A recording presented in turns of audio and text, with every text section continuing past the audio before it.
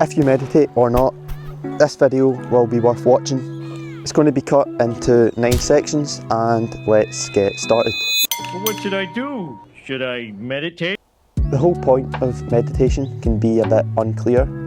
You're not going to become this completely thoughtless Zen monk guy, and you're probably not going to achieve enlightenment, whatever that is. Things you might expect: you might get bored, you might fall asleep, you might doubt whether you're doing it right or not, but it's in those moments that the work of meditation is done. The bicep curl of meditation is noticing your thoughts. The work is done when you're sitting there and you notice that you're thinking about how bored you are.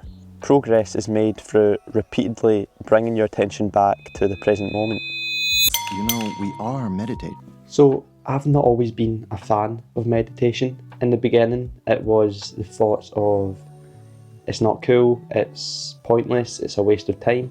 Then I got to a point where I believed that my awareness was already too high in social situations and that meditating would make it worse. But I mistook self-awareness for self-consciousness, and what I really needed to do was to start meditating to increase my self-awareness so I could have more control over those self-conscious states. One advantage of meditation is that it shows you how out of control your mind is, and it's valuable to see that craziness in action before you develop a distaste towards it. Basically, the more you meditate, the more you notice how constant and just unhelpful your thoughts can be. And it's through that process that you'll want to start distancing yourself from them. So I see it like this: you're either unaware and attached to how you feel, which makes most situations feel worse, or you learn how to notice your thoughts, detach a little bit, and make most situations feel okay. Now, I would never say think less of yourself, but thinking of yourself less can be helpful, and meditation can help with that. That's not to say it's easy to do. Noticing your thoughts when you're in a negative mood is very hard, but just like everything else, it just needs some practice. If I meditate under it, perhaps I can find inner peace. Alright, so meditation is essentially about leveling up your awareness, improving your ability to see your thoughts as thoughts. Until you learn how to meditate or practice any form of mindfulness, you could say that you're just helplessly thinking every moment of your day. You're having these constant conversations in your head, and they happen so often that you end up not noticing them. Pretty much all of negative emotions come from being lost in thought and thinking without knowing you're thinking. Try to think the last time you felt super angry, anxious, or upset. Whether you're aware of it or not, you were likely in your head in those moments and potentially making that situation harder than it needed to be. So learning how to observe your thoughts, distance yourself from them, and just let them pass through makes life much easier. You'll still get upset, angry, and anxious, but you won't be controlled by those emotions, and the impact on you won't be as significant. You might also start noticing that the problem isn't that you're angry, upset, or anxious. The problem is that you believe you shouldn't be feeling these ways. And sure, like some cases you should be feeling those ways, but the problem with most problems is that we identify with them too much and try to resist them. You tell yourself, I'm depressed or I'm anxious, but you're not. Sure, depression or anxiety is there, but you aren't those things.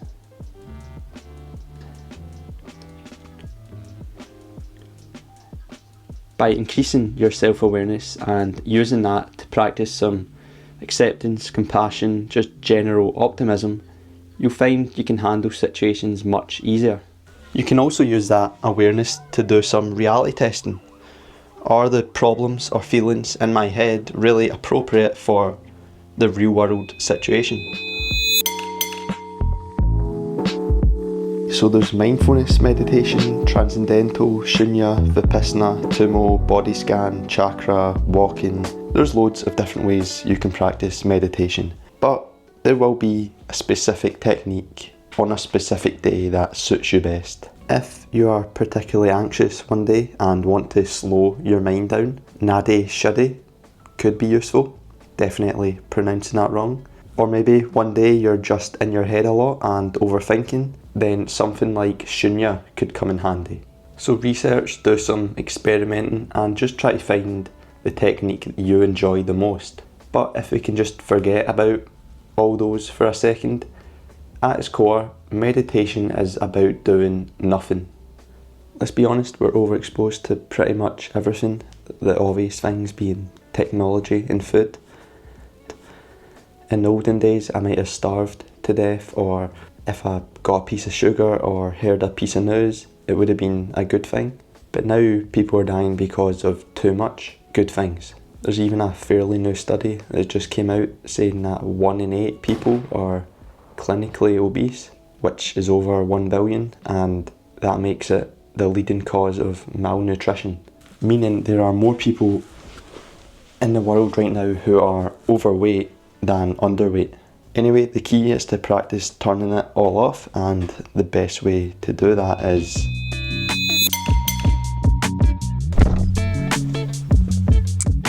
so I've logged over 1,000 sessions of meditation. I know, big flex, I've sat down and done nothing loads of times. So I want to talk about a Dr. K challenge. So he has a thing where the goal is to sit and stare at a wall for an hour and you're not allowed to do anything else.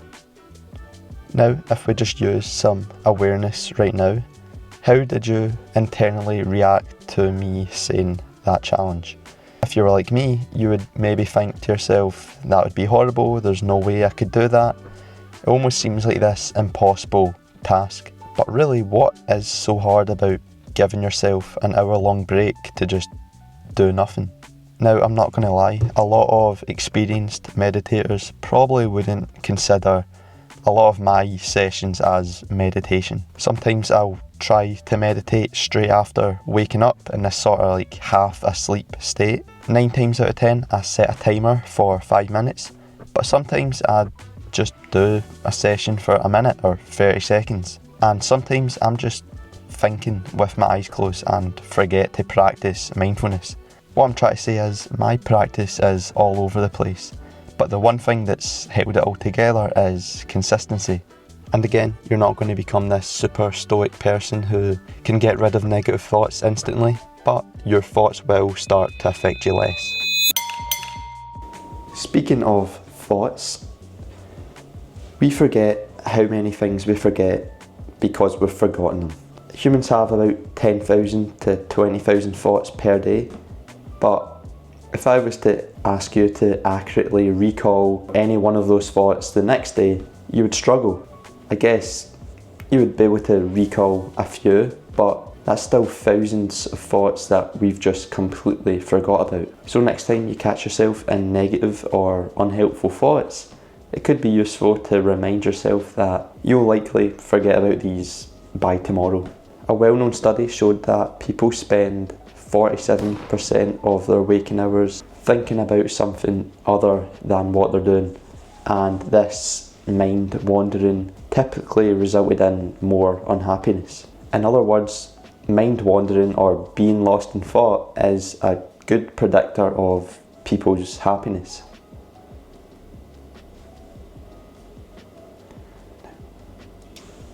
Now, letting your mind wander isn't always a bad thing, and there's actually times where it's pretty productive. Take shower thoughts. I feel like everybody has had those moments in the shower where they come up with a cool or just useful idea. Basically, it's easier to be creative when you're bored, and not being able to watch the telly or have your phone in the shower gives you that mental freedom. So now, hopefully you're already showering without scrolling on your phone, but that shouldn't be the only time you allow your brain to properly relax. You know, you could try driving to work without music on, or go on a walk without a podcast on, or you could just go absolutely crazy and leave your phone at home while you go a walk. I know that's some extreme stuff, but whatever you do, You'll likely be surprised by how much ideas you come up with, or just by how nice you find it. Speaking of nice, your breath. Breathing is kinda enjoyable. Like when you sit down and focus fully on your breath for 5 or 10 minutes, like it's genuinely pleasurable. In the classic mindfulness meditation, the breath is seen as like a base to return back to when you get lost in thought. But beyond that, it's just nice. It calms you down and makes you feel relaxed. There's a thing called the physiological sigh. Let's try it right now. So take a deep, long inhalation through your nose, followed by another short one, and then do a slow exhalation through your mouth.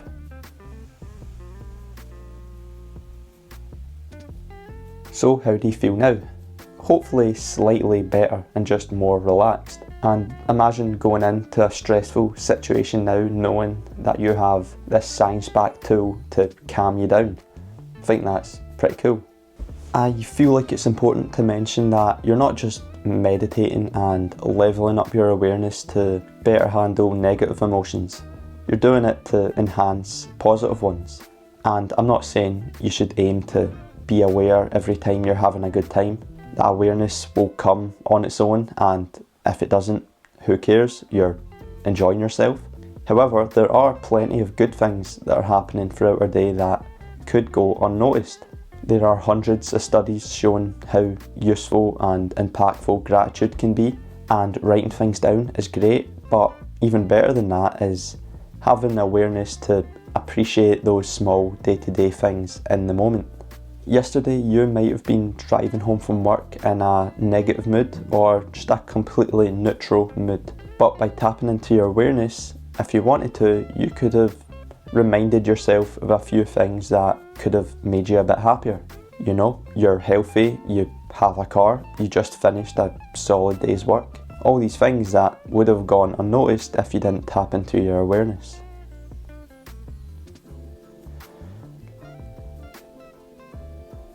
So don't just view your meditation practice as a tool to deal with stress and negative emotions. See it as a tool for creating more moments of appreciation and just gratitude in your everyday life.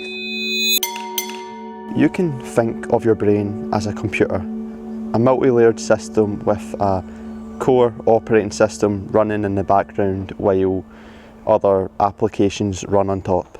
Applications like anxiety and anger are unfortunately pre-installed and can't be deleted, so they're a feature, not a bug. But running them constantly drains your battery. So instead, try to run the awareness application more often and only use the anxiety and anger applications when necessary. We are more than just our minds, but most of us forget this and focus far too much on the internal stuff in our heads. These unhealthy monologues installed by our family, past experiences, society, end up controlling our thoughts, and they happen so often that we stop noticing. Unfortunately, we don't spend enough time in our bodies or in a state of awareness. However, our mind can be trained and we can get better at running the awareness application. And the first and most important step to rewriting our mind's programming is through observing.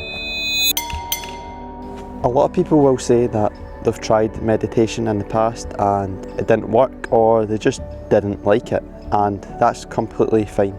Yes, there is a lot of positive research backing it up, but at the end of the day, meditation is a self-care practice, and forcing anyone to do something that's supposed to be fun and good for you kind of defeats the purpose. You're never going to enjoy meditating or doing any hobby if you're in the mindset of this is something I should be doing to feel better. Instead, start a meditation practice because it's something you're genuinely curious about and want to learn more about. And like I mentioned previously, my only recommendation would be to try and do it every day, even if that is only for 30 seconds. If we're being honest, in the grand scheme of things, most of our problems aren't worth worrying about. When we look back on issues or negative thoughts from 6 months ago or even a month ago, they often seem silly now. And if we can gradually increase our self-awareness while maintaining this perspective, we'll still have the negative thoughts and run into the same problems, but they won't affect us as much. So, to recap, the point of meditation isn't to eventually become this enlightened person who doesn't have any negative emotions. The point of meditation is to get better at the skill of observing your thoughts and to increase your self-awareness so you can process all of your emotions better. Ultimately, pretty much all negative feelings come from being lost in thought and thinking without knowing you're thinking. So having a completely free, pretty relaxing, simple practice that helps shorten the amount of time we spend lost in thought and in a way makes life easier seems worthwhile to me.